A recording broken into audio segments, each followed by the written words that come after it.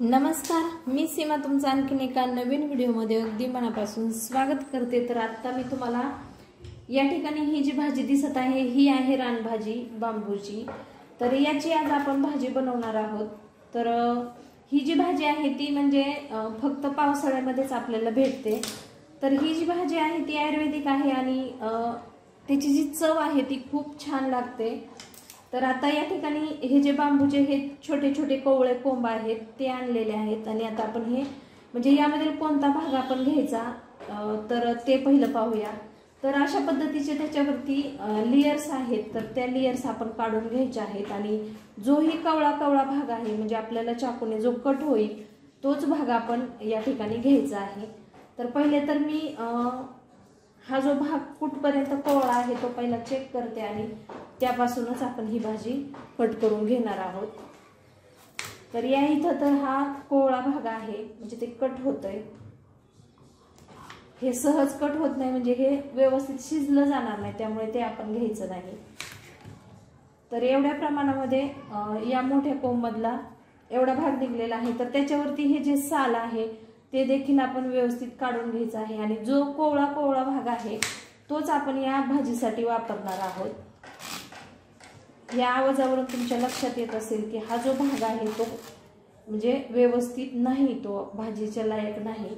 तर याच्यामध्ये जे भाजीसाठी लागणारा जो बांबू आहे तो खूप कमी प्रमाणामध्ये निघतो, कारण तो जास्त इकडच्या साईडचा देखील आपल्याला वापरता येत नाही आणि इकडच्या साईडचा देखील नाही, मध्यभागी जो आहे तोच बांबू आपण भाजीसाठी वापरू शकतो। तर या ठिकाणी आता तुम्ही पाहू शकता एवढ्या या ठिकाणी मी हा बांबू काढून घेतलेला आहे आणि हा इकडचा जो आहे तो वेस्टेज आहे। तर पहिले तर याच्यावरचं हे जे असा हा जो भाग आहे तो आपण कट करून घ्यायचा आहे।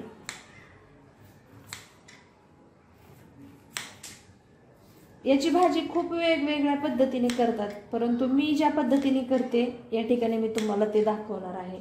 तर असं आपण स्वच्छ हा बांबू करून घ्यायचा आहे।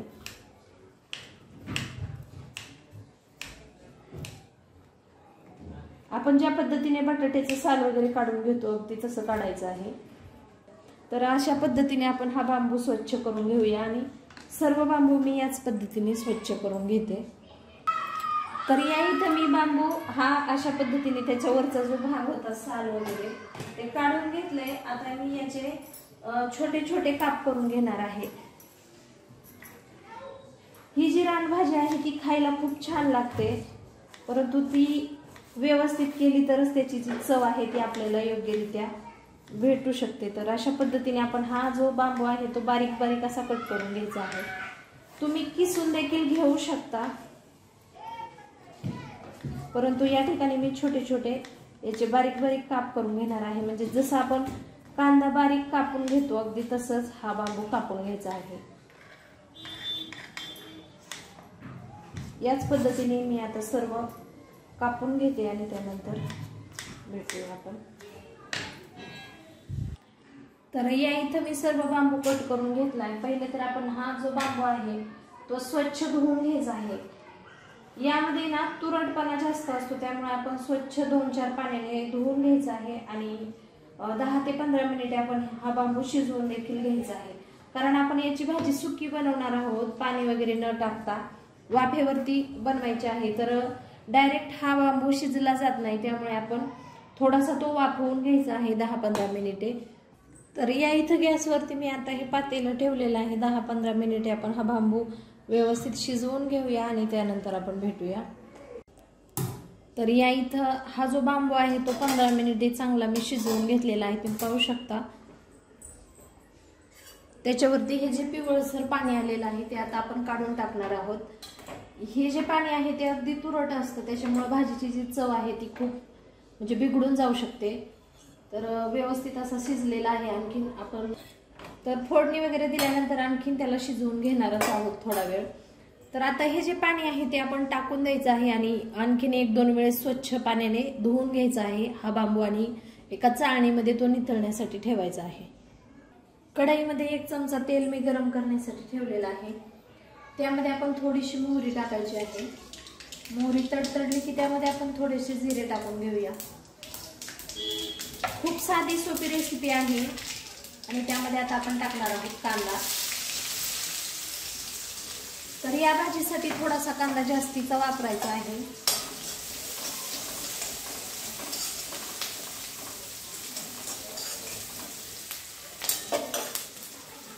कांदा हलकासा परतून घ्यायचा आहे गुलाबी रंगावरती। त्यामध्ये थोडीशी आपण आलं लसणाची पेस्ट टाकायची आहे।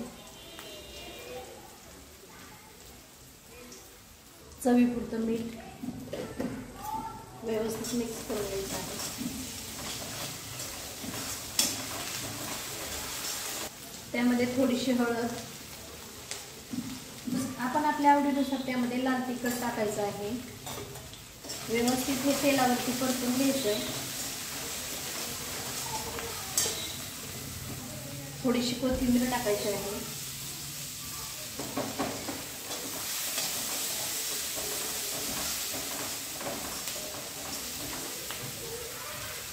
कोणतीही भाजी बनवताना जर भाजीची फोडणी व्यवस्थित बसली तर भाजीची जी चव आहे ती खूप छान लागते। तर मसाले आणि कोथिंबीर छान परतलेली आहे। तर त्यामध्ये आता आपण हा जो बांबू शिजवून घेतलेला आहे तो टाकायचा आहे।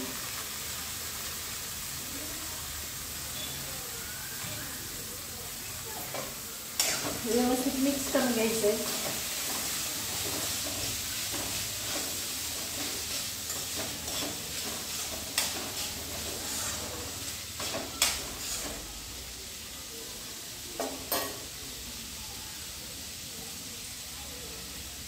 तर या ठिकाणी भाजी छान व्यवस्थित परतून घेतलेली आहे। त्यावरती आता आपण झाकण ठेवून कमी गॅसवरती ही व्यवस्थित शिजवून घेऊया। तर अतिशय सोप्या पद्धतीने करता येणारी, परंतु फक्त ते व्यवस्थित निवडून घेण्यापर्यंत थोडीशी प्रोसेस किचकट आहे, परंतु अगदी साधी सोपी रेसिपी, पौष्टिक आहे, रानभाजी आहे। जर तुम्हाला कुठे बाजारात दिसली तर नक्की तुम्ही आणा, एकदा करा। आणि तुम्हाला जर आवडली ही रेसिपी तर व्हिडिओला लाईक, शेअर आणि चॅनलला सबस्क्राईब जरूर करा। पुन्हा भेटू अशाच एका रेसिपी सोबत। तोपर्यंत सर्वांना बाय बाय।